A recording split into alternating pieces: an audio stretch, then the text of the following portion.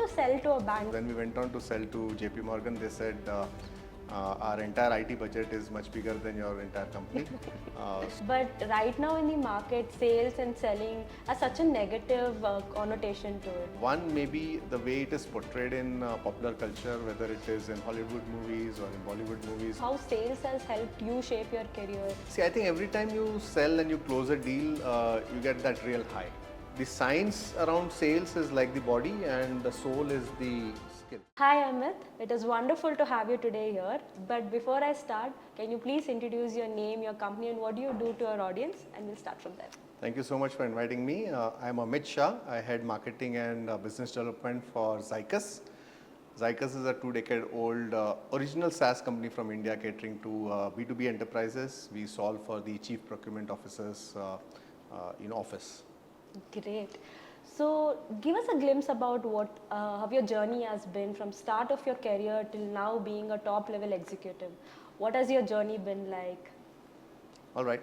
So post MBA, I started with business consulting. So honed my skills around understanding how businesses work, and went on to then join a bank. Grew with the bank, doing strategy, business, marketing, and kind of found my segue into marketing because we realized that building a brand and building a pull for the organization is so important, because at the end of the day, people would love to do business with people who they trust. And then eventually I went on to join a SaaS company in UK as a managing director. It was a 0 to 1 phase of this company where we were selling to very large banks globally, solving difficult problems using AI.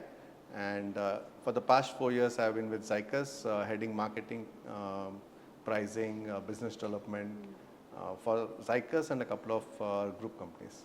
Great. How was it to sell to a bank? That really caught my attention. What do you do? How does this whole thing work? And how was your journey there? Well, it was very interesting, to be honest. We tried to sell to the number one bank, from the number one bank in the world, which is JP Morgan, to mid-sized banks and small banks in Asia and Australia. The experience was exhilarating because when we went on to sell to JP Morgan, they said our entire IT budget is much bigger than your entire company. So I like your idea and maybe we'll build it on our own.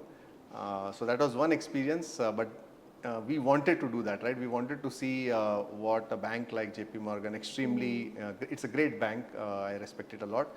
How do they think of, let's say, new innovation that we were trying to bring in? At the same time, there were many other banks in the US, in Australia, in Singapore, in Southeast Asia that loved what we were trying to sell to them. It was still a vision, so we were trying to market a vision and sell a product. Great. I see so much excitement when you talk about selling, but right now in the market, sales and selling has such a negative connotation to it.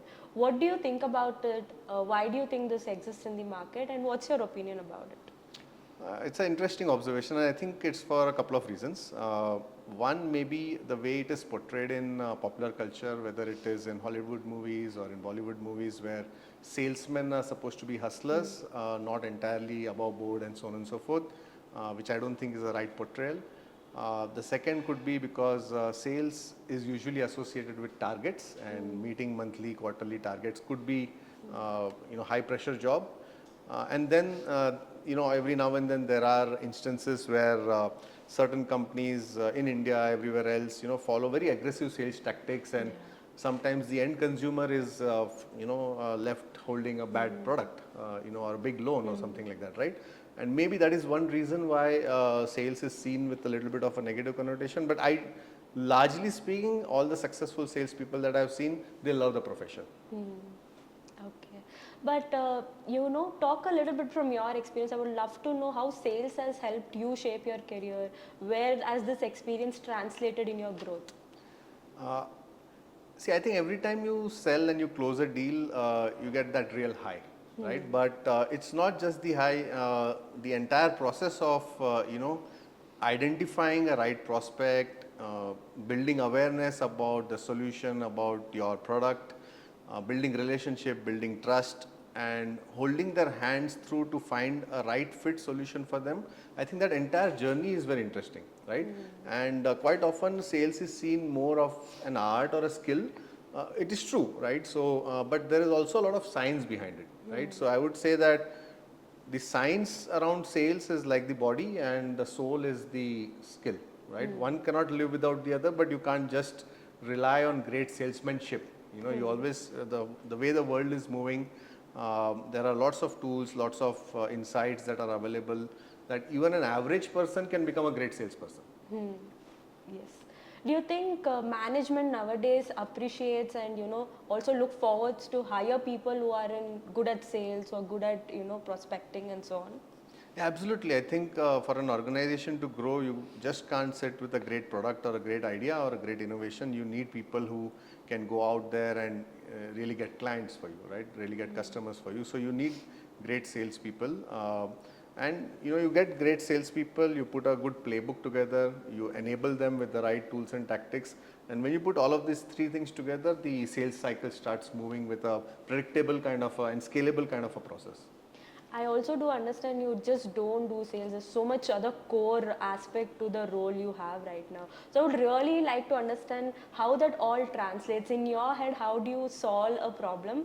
You said you are on the strategy side of it. So now a problem statement comes to you. How do you apply all these skills that over the years have developed, and how do you look at a problem? How do you solve it?